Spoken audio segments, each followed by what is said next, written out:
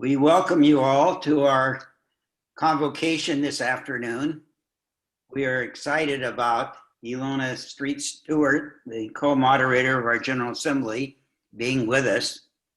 And as we open our time together, let us open with prayer. Thank you, God, for the rain that renews the earth. Thank you for the people who are working on hunger and justice and peace in our various communities and around the world. We pray that you'll speak through our co-moderator this afternoon as she shares with us her vision and what you've put on her heart. In Christ's name we pray, amen.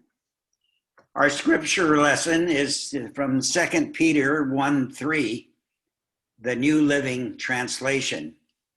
And let us, by God's divine power, God has given us everything we need for living a godly life. We have received all of this by coming to know him, the one who called us to himself by means of his marvelous glory and excellence. Amen. Amen. It's an honor to introduce our co-moderator this afternoon. Elona and I and her husband David worked together in the Synod of the Pacific in developing a Native American coalition. At that time, Elona and David were serving the Umatilla Church on the Columbia River, which was part of the old Oregon Synod and, of course, part of Synod of the Pacific. The Synod of the Pacific, of course, covers Nevada, Oregon, Idaho, and Northern California. And that coalition existed and continued for many years. And we appreciate working together with Elona at that time. Currently, Elona, some years ago, she was just telling me her family moved in their truck and kids and animals with them to Minneapolis for her new position as the executive of the Synod of Lakes and Prairies. This covers 6 different states in north central USA. And so that's quite a territory that she's working with. And Elona also was elected co-moderator at the last General Assembly. And this is a 2-year term that she's and her co-moderator, Reverend George Bentley from Huntsville, Alabama, are serving together. So we welcome you today, Elona, and we look forward to your sharing together with us, please.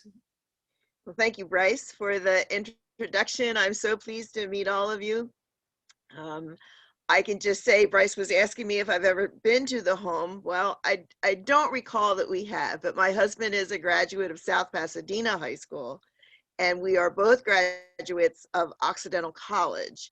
So while we were in college, a lot of family was there in Southern California. His grandma was in La Cañada, his mom and dad. His dad worked for the telephone company, so they were all over.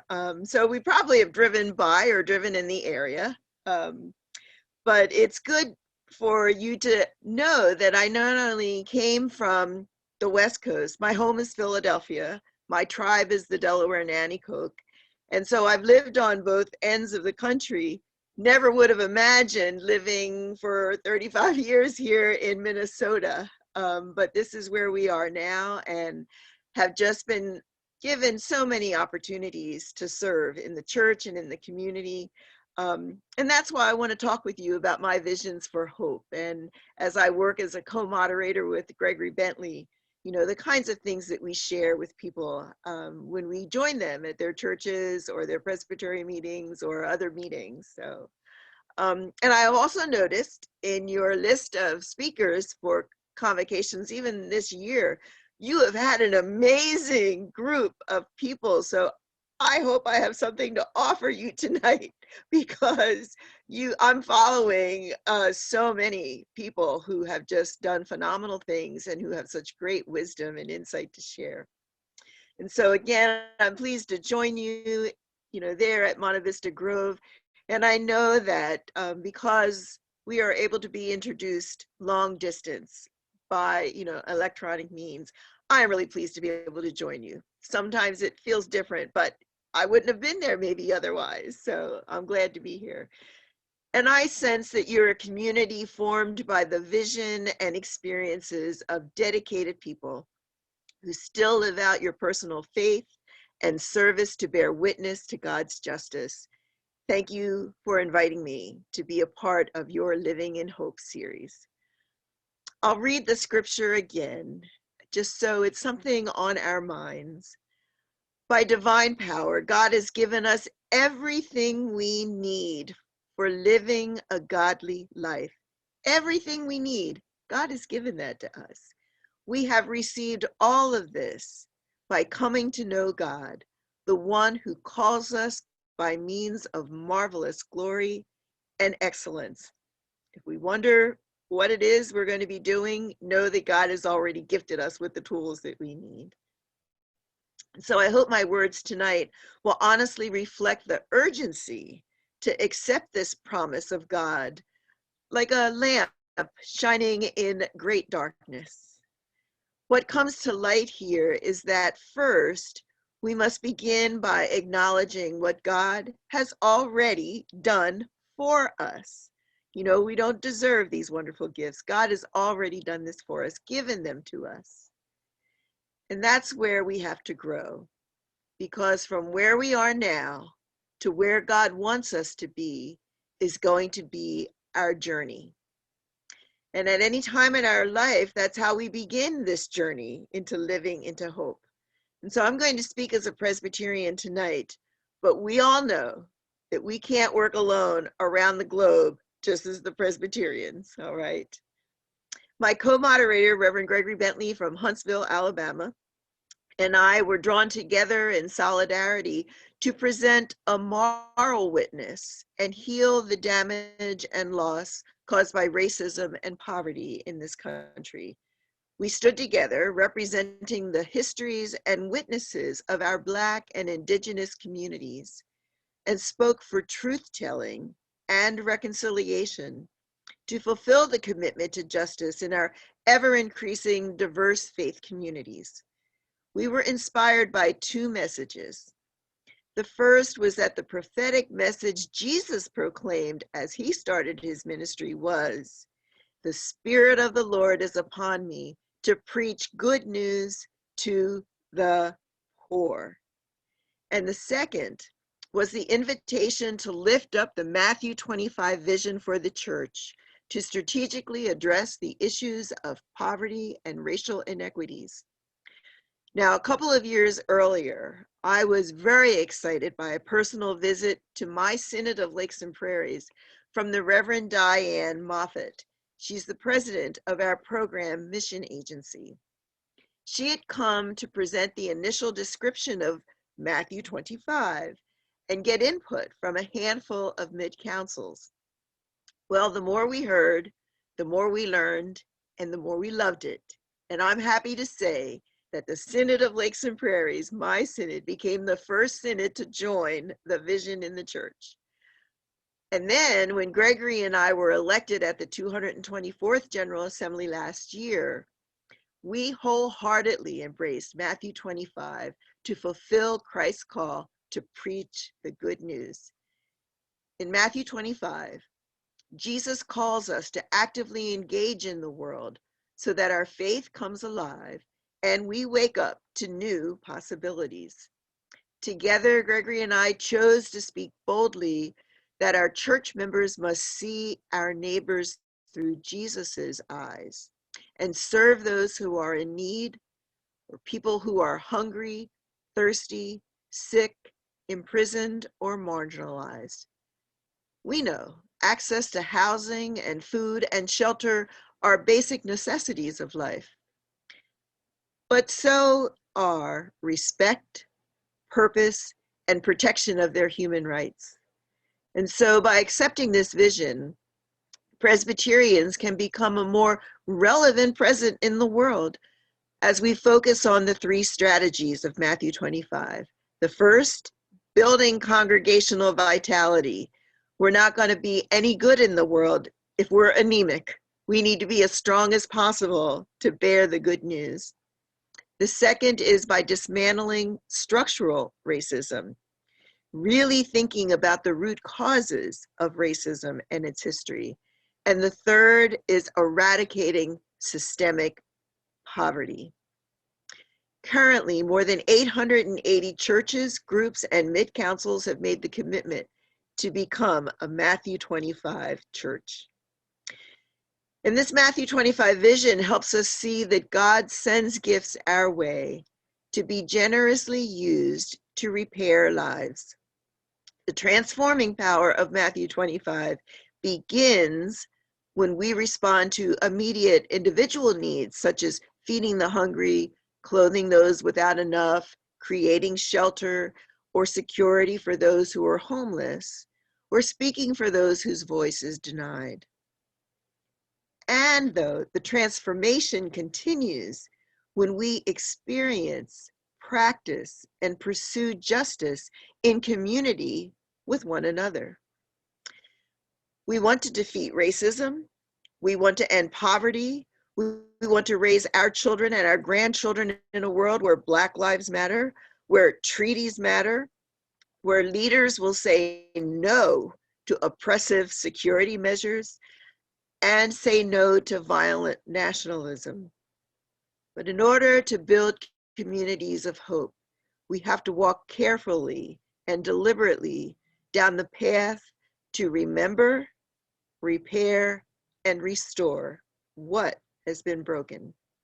That's the foundational work of honestly looking at civil rights or Jim Crow laws or detention camps, the Holocaust, trails of tears, slavery, and colonial oppression in order to reconcile what we think we saw with what Christ wants us to change.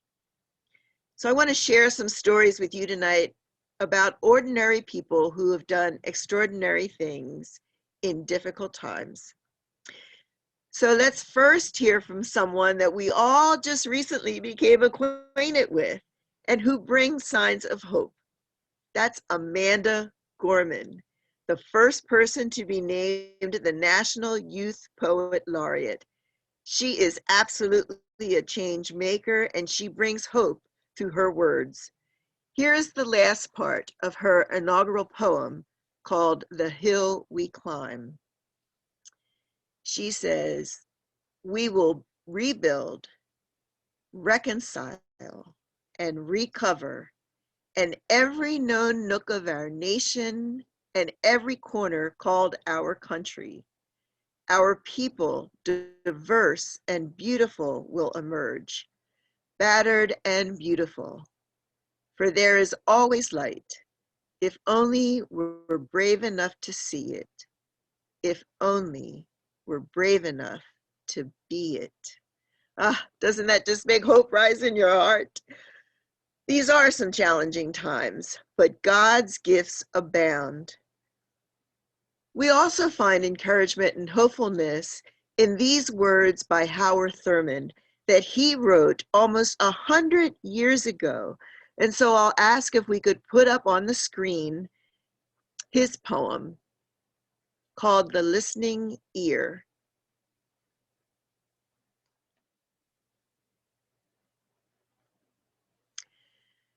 Give me the listening ear, the eye that is willing to see. Give me the listening ear.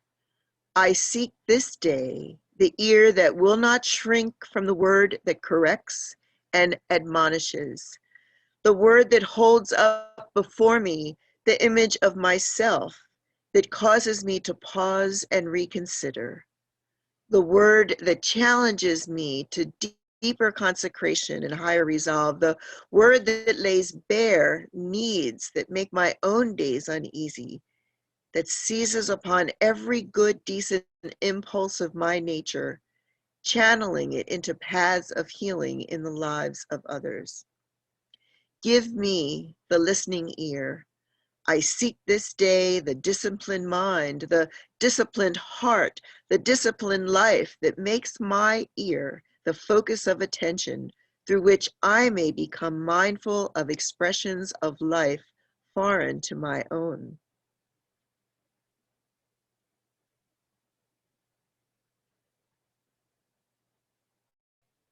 I seek the stimulation that lifts me out of old ruts and established habits, which keep me near conscious of myself, my needs, my personal interest. Give me this day the eye that is willing to see the meaning of the ordinary, the familiar, the commonplace, the eye that is willing to see my own faults for what they are, the eye that is willing to see the likable qualities in those I may not like, the mistake in what I thought was correct, the strength in what I had labeled as weakness. Give me the eye that is willing to see that thou hast not left thyself without a witness in every living thing, thus to walk with reverence and sensitiveness through all the days of my life. Give me the listening ear, the eye that is willing to see. What a powerful prayer from almost 100 years ago that we probably all need to say frequently in our lives, because we can't talk about justice if we can't imagine a truth and reconciliation process like the listening ear and the listening eye will provide. And we can't speed up righteous repair to intervene in the oppression of people and the exploitation of land if we don't engage in the real trauma and if we don't lament the tragedy of centuries of injustice. We're called to build integrity in our relationship by creating trust. And when the church shows that we care about people, we form trust, and trust builds hope.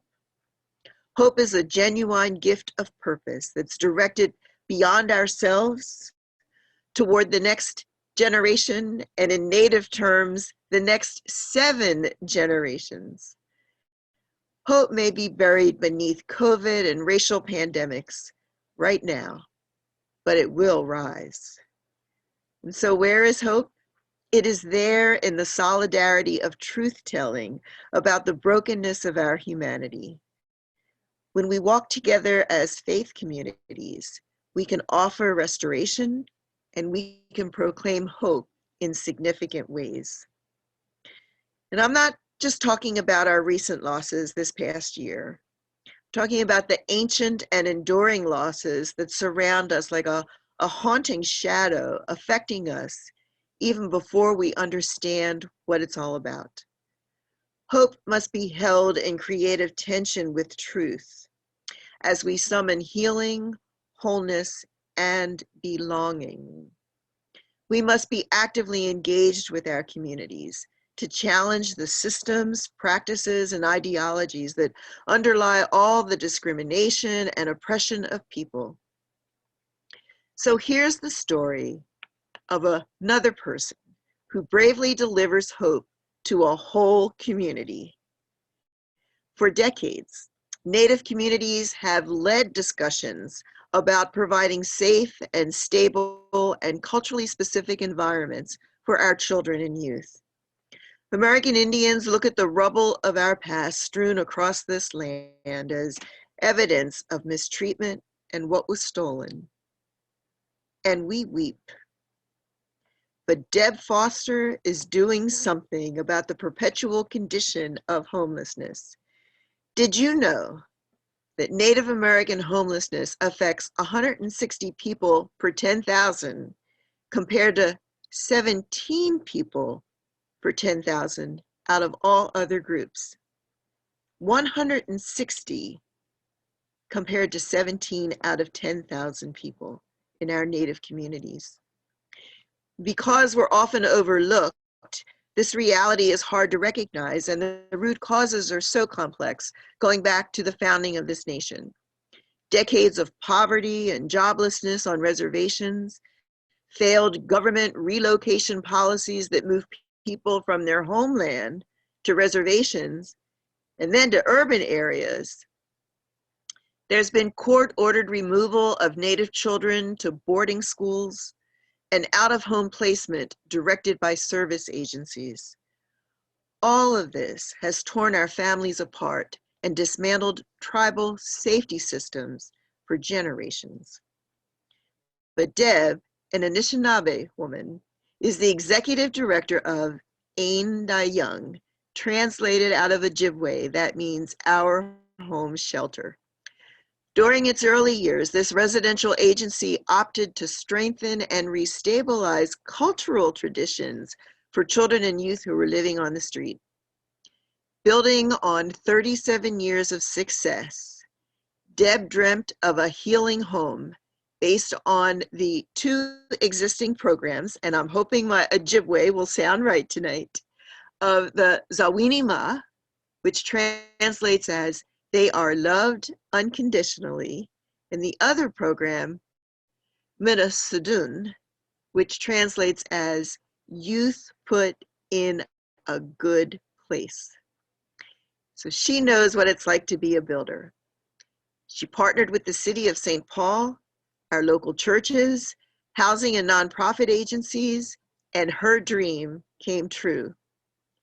Mino Aski Ain Da Young, which in Ojibwe means our home shelter, is a 42-unit housing complex, and it was just completed in 2019 for Native American youth aged 18 to 24. It comes complete with individual efficiency apartments, on-site culturally responsive services, including mental health, medical care, and education. It also has gardens and a sweat lodge. And this is right here in St. Paul, and it's the first of its kind in our entire nation. All the frontline staff have been vaccinated. Services have continued without disruption 24/7, even during the pandemic. And the good news is that the supporting wall that Deb dreamt about has been rebuilt around our youth. This is how we come back stronger, and this is how we live into hope. Now, I recall John Powell. Maybe some of you know him when he was the director of the Haas Institute for Fair and Inclusive Society. He said one time that the opposite of racism is belonging. Belonging has such a beautiful and deep meaning in defining our relationships to one another. And this is especially helpful as we create greater participation and representation, and as we accept new ways to share power and value. Just as your community there at Monte Vista Grove has done for years, we know we need to reach out and engage in dialogue. We must courageously transform disinformation into real truths and invite those of diverse traditions to come together to rebuild our structures so we can welcome belonging into the center of our relationships. It's not easy. It will be a challenge, but whatever we need, God already has given us as gifts. Until we confess how much we have misused the gifts the Creator has given us, we will continue to break our relationships with others. We will perpetuate our fears by even blaming victims for the injustices they suffer. And when we focus only on the poverty or citizenship status or languages other than English or out of control protest or protection of property, we also fail to examine the root causes of oppression and alienation. We must do better. So given the urgency of what we witness in our communities and on our streets, it's important that we determine who is really benefiting, who is bearing the cost, what is really bigger than ourselves, and what we can change right now. Sometimes it means standing and listening to the unabridged voices of those who have been marginalized or disenfranchised, and then celebrating their contributions and successes with them. So that's why I want to tell you about another person in my community of St. Paul. She is a sister of faith who offers hope through truth and love. This is Dr. Dolores Henderson. And she recently received, and listen to this award title, the Urban League's Unapologetic and Relentless Advocate Award. Her tiny stature towers over any detractors as she marched everywhere as a purveyor of truth and accountability from students, parents, staff, and education systems. She retired recently as the longest sitting education administrator in the state of Minnesota, over 46 years. Students were her babies, and she greeted them by name with love at her schools every day at the door. And then for years after, when their children became her baby students. My children went to that school, and to this day, when I meet her, I still say, "Good morning, Dr. Henderson." Oh my goodness. She was always ready to confront anything that might diminish children's inherent worth. She was passionate about setting higher expectations and to hold each to their best based on the potential she saw within. What a powerful gift to give to children. And she spoke that achievement into their ears relentlessly, and she didn't stop until they believed it. You couldn't help but hear her because she was everywhere in the community, at all the schools, at everybody's church. She was omnipresent. And by the way, Philando Castile was one of her students who grew up to work at that same school as a food service employee. She spoke decisively after his death that if communities don't comprehend how much Black and brown and poor kids are hurting, our children will never feel safe or believe in justice. She battled the status quo that was destroying their futures and extended the school year with things like freedom schools. She guided students to self-publish their stories about surviving violence and trauma. And she championed teachers of color programs throughout Minnesota. Never hostile, she always showed up to make good trouble. There are ordinary people every day who must go to work, some perhaps wearing a weapon, but most armed with nothing more than courage, energy, recommendations, and persistence. They have experienced a world where nothing is ever given to them. They have to fight for everything. Constantly aware of potential dangers and the risk of opposition, they will still step up, though, to help in times of disaster, or to occupy the vigils, or to lead the voter registration caravans, or rebuild whole economies. I am so thankful for the ministries of Presbyterian women, Presbyterian disaster assistance, our self-development of people programs, our hunger programs, our peacemaking programs, and Matthew 25, because these all rebuild and surround families and communities with acts of hope. So it's time to think about the challenges that today's young people will face in the future to rebuild, repair, and restore. How can we help them prepare?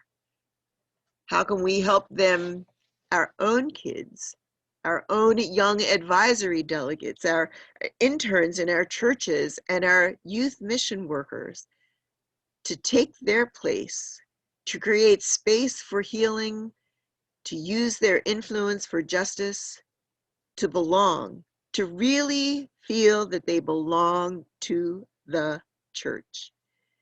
Jesus came so you would have these gifts to help them build a future. We do not want the next generation to look at us and be disappointed. So join hands with these young people and lift every voice resounding with hope, gratitude, and generosity.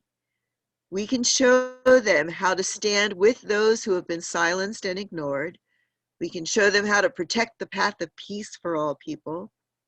We can show them to dream of world of justice and then tell them, just go build it. We all need to be as bold as possible with God's gifts because we are the body of Christ, and our purpose is to share the good news person by person. It will take more than reading one book or going to one conference, going on one march, or one all-night conversation, one election, or should I say even one vaccination, to bring about the change we need. Amanda Gorman's poem touched us so powerfully, and we want to do something, but don't know what.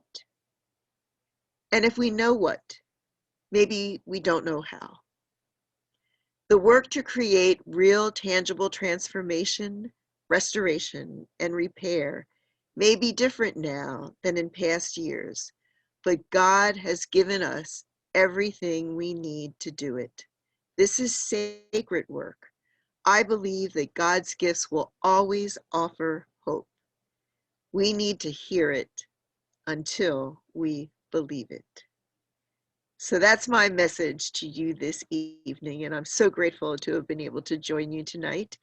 I'm here to continue to talk with you, answer any questions you might have, or share more about my role as co-moderator living in the Presbyterian Church today. Hi, everybody. You can now unmute yourselves. If you have any questions, go ahead and chime in. You can also put them in the chat box and I will read them aloud. Elona, this is Jim Simons, and I really appreciate your emphasis on diversity in a hopeful future for the church and for our society, that we treasure the differences in our communities across the nation, across the world. And the thing that came to me as you were talking is that some years ago, the Presbyterian Church approved a proposal to begin 1,000 different worshiping communities. Oh, yes. Not just worshiping communities, but communities that would be probably not with a full-time pastor, but would just arise to deal with maybe a particular issue or a particular community issue that they were facing. I haven't heard about that for a time, but it gave me a lot of hope to think that's what we were trying to do. 1,000 new communities that would rise up to express the love and justice of Jesus. Right. Could you give a response to what's happened to that? Right. So those are the new worshiping communities. You know, actually, I don't know that we've reached the 1,000 mark, but that is still the aspiration of these efforts. And they are almost like a laboratory for us because it was possible for all of them to be different. You know, the expectation was not that they were going to charter themselves as congregations. And so all of them were different. Some are meeting, you know, in homes, others were meeting in clubs, others were meeting by language specific groups.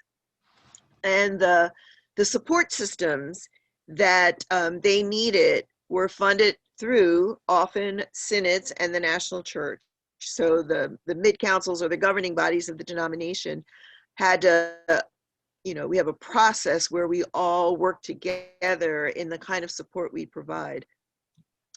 The ones that may have folded may have either reached beyond what their expectation was, or because they were located in areas where there were other challenges. I'm thinking of a couple even in my synod. You know, I'm all of North Dakota, South Dakota, Nebraska, Minnesota, Iowa, and Wisconsin. So some of the more rural ones ended up having more challenges because in rural communities, it was harder to maintain literally a facility space. You know, if they had been in an empty store or something, and then the needs of that community changed. So then they weren't able to like pick up and go on to other places. But we know that we're still supporting these new worshiping communities. Some of them have, through their own leadership and their members, really aligned themselves more as Presbyterians and have been attending presbytery meetings, for example, and are engaging at that level of the church. Others, because their leadership may not have been Presbyterian, we're still adjusting to the fact that, you know, they're part of a large body of Christ that has a book of order that they probably, you know, weren't familiar with. And so I said, each one of these, you really have to look at it one approach at a time and how best to support them. And nationally at the church, the staff that are assigned in those division areas are also learning about the new tools that they are making. And just like Howard Thurman's poem where he said, help us see the things that we thought were right, but they're really not. You know, we're learning more about what it would mean to really support these new worshiping communities. A number of them are racial, ethnic, or add to the diversity by language and culture and origin to our church's body. I will say we'll continue to have one of the biggest challenges, and we seem to have this arise at the General Assembly as well, because we still do not recognize them as congregations. And so the annual statistics that we submit every year to our denomination about our congregations through our presbyteries, they're not included in those annual statistics the same way about membership. And so if we were just adding them in terms of memberships, we really would look like a denomination that's growing. So until we, I think, address some of the issues of the basics of our polity and what we require for people to come together to worship and support each other as a congregation, we're still in this area that we have opened the door to welcome them, but we still haven't put them in the belonging place that, you know, you truly belong to the Presbyterian Church. So I think that's still one of those challenges that we're not going to let it go. We're going to continue to talk about it until we actually are able to say, what was the bigger picture of the new worshiping communities? You know, they arrived, we have supported them. They are bringing greater diversity and helping us see new ways to do church. But what's that bigger picture? Are they part of this family called the Presbyterian Church USA? Yeah. I hope that helps provide some of the answers. Thank you. Thank you. We have one question in the chat. What are the COVID changes that are likely to remain? What are you and your colleagues talking about as the future? Wow. Well, some of it is the proximity to, you know, our own state, county, and city guidelines. So nationally, our church is still restricting any travel for national staff. And as co-moderators, Gregory and I are not traveling. We're abiding by those national restrictions. And I know that if you're following any of the things happening at our national office in Louisville, staff hours are very limited. There's only a couple of days a week where people can be in the building. You have to have permission from your supervisor. And there is a time where you can't arrive earlier than a specific time where the building opens. And once the building closes, you cannot remain in the building. So those are some of the requirements at the national level. Where we all are across the church, you know, all of our states will vary. So even in my own synod, you know, I meet with my presbytery executives once a month, and we just had our meeting yesterday by Zoom, and they were all talking about Iowa, you know, has lifted some of their restrictions. Nebraska, you know, those restrictions weren't the same as we have here in Minnesota. Rural churches at one point were feeling like because they were already isolated, they could be resuming earlier than like larger urban areas where there would have been more people in a building, and the restrictions about the percentage of persons under one roof breathing the same air, you know, would be required. But we're also seeing a shift in that. Some of the real negative consequences have been, well, good, let's look at the positive things. We've had churches who have done phenomenal work in being able to take technology and move their worship services virtually. So some may be live with a small team of people managing the cameras and maybe the organ, but they're all spread out across their sanctuaries. Some are doing a combination of pre-recording the worship or communion service or, you know, the children's message. And then that's plugged in to the worship service that people have. Our churches here, many have reported that they actually have a higher number of people participating in church activities and in worship and at meetings than ever before because it's accessible. We've also provided, I know personally in my synod what we've done, but across the church, grants for technology so that if churches didn't have that equipment, there were grants made possible for them to acquire it. And everybody on Zoom is teaching each other. So that peer education that's going on about, you know, how do you do this? What's a great idea for, you know, finding a way to do the laying on of hands for an installation, or how have you handled baptisms? So that's really the positive, generative way that we are learning from each other, even in this COVID crisis. So with all the restrictions of the states that will vary, you know, you have to abide by those as well. Some of the negative things that we are also addressing is that there were some churches in my region where the congregation wanted to resume worship, but the pastor, because of either things where their health was already compromised, or they had young children, or, you know, some other circumstance, the pastor was saying, I would still prefer not to leave worship in person. And so we've had a couple instances where then the relationship was terminated and the pastor has had to move on. And that's a struggle because, you know, with any congregation, that vacancy is a loss, and we all need to address how we reconcile that. Some of the other things I think to consider, even just this week, with so many people now, you know, getting their vaccination, that will require that we're paying attention to new guidelines about, you know, being safe. I'm a mom of 4 kids and 4 grandkids, and I was on my school board. I can just tell you the issues of washing your hands, sneezing into your sleeve, you know, throwing your tissues away. I will still live by those things. But the, you know, concern about, you know, wearing a mask, if that is still keeping us safe, wear the mask. You know, I just feel like it's like putting on, you know, your snow boots when there's bad weather outside. It's smart. But we do have situations where people are saying, well, but now once we have the vaccination, we can just meet. So again, it's based on the national safety guidelines, your own state health department, or other, you know, guidelines that are made available to you where you live because of your residency. Let's say there might be something under your own administrative that is setting your guidelines.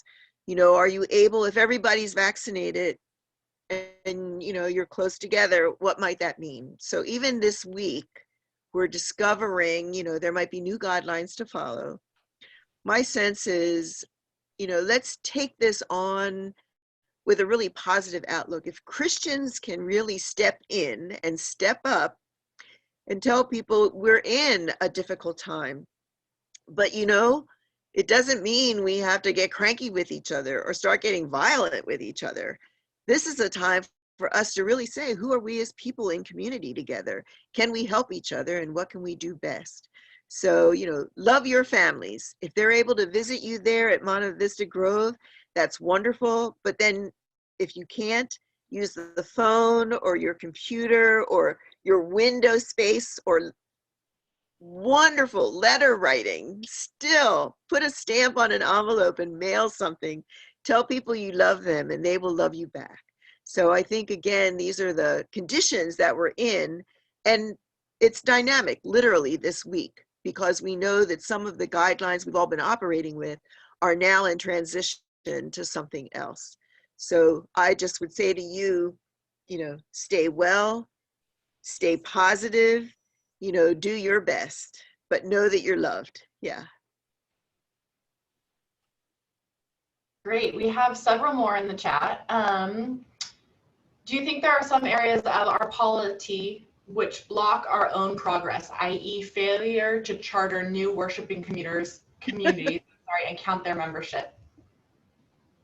These are the challenges. And, as Presbyterians, we can come to a General Assembly every 2 years and bring overtures, or we can study reports and make responses to those reports and referrals.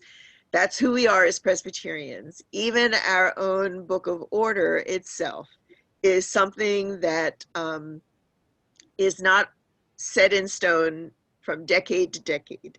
There are changes that are constitutional that happen all the time. And so we're actually in a conversation right now at all levels of the church. I sit on the council, the COGA, the Council on the Office of the General Assembly, as we're preparing for the 225th General Assembly.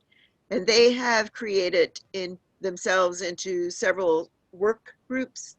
And one is a design to actually look at all the logistics of a General Assembly that will also probably be some virtual and some in person in 2 years. But then they've also talked about, what does it really mean for us to discern what our purpose is to General Assembly? Is it really a place where we come together to think about who we are as God's people and what God's word means to us? Do we let the business side of what we do dominate? Should we not be thinking more about spending time? And I think about teachers who have done this, in their own classrooms, and, the understanding of pedagogy, what really helps students learn. We need to be able to say as Presbyterians, so when we come together as the General Assembly and God's Spirit resides with us, are we really thinking about how we learn together and not just talk at each other, during that time? And so Gregory and I are aware that, our voice reflecting this will help other people feel comfortable that they can also raise these same questions, because we need to be able to say as Presbyterians, we've learned a lot about how to be the church. What is it that we need to think about now about how we understand what we know being the church? And so that's going to be something important. And it's always going to be dynamic. So every year there's going to be more things to learn. But can we reduce, and you've seen a lot of the business of the church, whether it's at the General Assembly, your Synod, your Presbytery, or in a session meeting. More often now, people have said, we need to spend an hour in worship and some educational opportunities.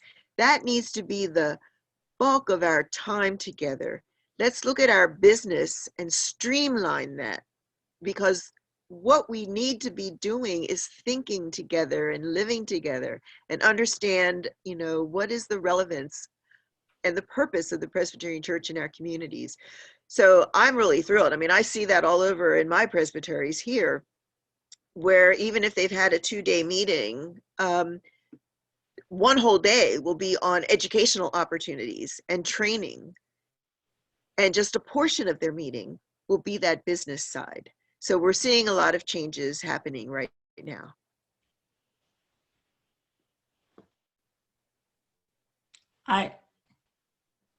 May I speak? Yes, it looks like Catherine. Yes. Hello. How are you? I loved your presentation. Thank you very much. Oh, thank you. In the PCUSA, I know we have many, many churches that I don't like to use the word dying, because the church will never die. Right. Congregations do. Yes. But we have churches that are in areas where they are very much needed. However, because they cannot afford pastors, full or half-time pastors, those Right. churches are ceasing to exist. Now, we don't seem to have a problem naming schools in low economic area as being there because of systemic racism. I think that is the real reason for many of our churches, because they are in the same areas. Oh, And yes. I think it is because of systemic racism. We don't see it that way many times, but the neighborhoods have changed, which means at one time it was a very affluent area. The churches were booming, and then certain folk began to move in and others moved out. And so it became a low economic area. That is systemic racism, same as the schools. So Right. does the PCUSA, or can the PCUSA do anything to help churches? I know that food's provided, clothing's provided, so they can give out these things, but are there any programs to help churches provide some leadership, full-time, half-time, because the church is not only for the community, but for the members who attend these congregations. They need those congregations. They need the relationships. Catherine, I so agree with you. So there are some things, again, as we're learning more about how to be the church, more congregations are now being served by what we have called our commissioned elders. They used to be the, lay pastors, but the most recent term is our commissioned elders. So these would be ruling elders. And what you're addressing are the issues of not just the immediate, not the immediate situation where a church may not have the ability to pay, a salary and the benefits for a pastor. These are the systemic issues about what has happened in this area that makes it necessary for the economic conditions and the circumstances within a congregation to not be able to, afford a pastor. But what we're seeing is by recognizing now the value of having commissioned elders, it's not like we're just tapping somebody on the shoulder and saying, please do your best. Most of what is happening now is there are really phenomenal education programs for these commissioned pastors, and they will vary by each presbytery. My own synod has what we call the academy, which offers so many hours of online education. And then before COVID, they had cohorts of people that met in a retreat setting several times a year. A lot of that has all had to been adapted now to virtual studying together. But that means that congregations will be able to have somebody in leadership, working with them in their worship, their children's programs, coordinating all that networking they're doing with backpack programs and after-school programs and, food shelves, etc. They're equipping people who will serve in that role. But beyond that, I will say you have really touched on the heart of Matthew 25, which says we have to, with those three things, we really have to build congregational vitality if we're going to dismantle racism and eradicate the root causes of poverty. We're going to need people available to do that. And we, again, you just don't say to somebody, well, I hope you do a good job, and now we're going to leave you alone. One of the new realities in not just the church, but in all, the work world, in the professional world, the corporate world, we are providing coaches now for people. And so I will just say the Presbyterian Leadership Forum, which provides executive work and support for people coming in as executives. They have a coaching program, and that's done as the synods help pay for that. We also know synods or presbyteries like those in my area We have a coaching program where people actually become certified coaches that will now be available. And we try to offer like on a ranking scale basis what the cost might be for people to have a coach. So I also think that the more that people understand what's going on in their communities, and as you said, some of these churches are now community hubs, but how do the members really feel that they're nourished, where they can thrive as well? So as presbyteries shift from just the routine business and really start thinking about what it means to have continuing education for people and support services and engaging people together, that will help. This is still a big issue because in some areas, I hate to say it, Catherine, but some people don't even notice the poverty in their community. Right. Or they notice it and they're fearful of it, or they complain about it. But what we need to say is these are the systemic realities around all of us. Yeah. Can we begin to understand more about the people in our community, what our role is in the church, and how we can feel like the more vital we are and we know what our purpose is, then we can be a better support and witness in our community. Bryce mentioned where my husband and I used to live. My husband David served a church up in Ukiah in the mountains, in a town that was only maybe 200 people, and most of them were the Forest Service workers and highway workers. The high school, every sport was with boys and girls, because maybe their graduating class had 2 kids or something. But when David and I served them, that community church, there was a purpose for that church. That's where the women provided, support through their dinners and things that they did to help all the community, all the kids, all the families. People wore multiple hats. The mayor was also, the clerk of session, and he ran the fire department. There's a purpose for even small churches. And I would begin to say, we have to not look at our size anymore and think that that's what causes us to be relevant. It's whatever the purpose is. And so even small churches or small gatherings can be just as vital in their community, but pay attention to the people that you're with. Don't overlook them because they need that support. Amen. Thank you. Elona, we have many more questions in the chat, although we're at our time. I'm going to ask one more, which is from the chat, is when you start to think about your own retirement, would you keep us in mind? We would love to have you back in Southern California. Yes. David, my husband, was teasing me. He said, well, maybe we should go do a pre-visit. Maybe you should. You've never been to our campus. You should come visit. You should come back. Yeah. We do, as I said, we do have several more questions we didn't get to. How would you feel if I emailed these to you? Would you like to answer some after the fact? Sure. If you could email them and I'll try to answer. Of course, answering verbally is different than writing something down, but I'll do my best. Thank you, Elona, very much for sharing your time and this overview we have of our General Assembly and kind of the vitality and excitement that's beginning to happen with spiritual renewal in different parts of our church that keeps us alive and growing. And thank you very much for sharing that. Thank you. And then next week we have before us Reverend Dr. Roger Purdy. He's the pastor of Burbank Church where Bill Craig was. And he's been a really strong person on the whole evangelicalism within our Presbyterian church and family. So he knows the history of that, some many hundred years of it, and he'll be going over that with us. And so it should be a real exciting presentation. Okay. So we look forward to seeing Roger. And again, Elona, thank you so much, and David and your family for your ministry. Thank you. Mm-hmm.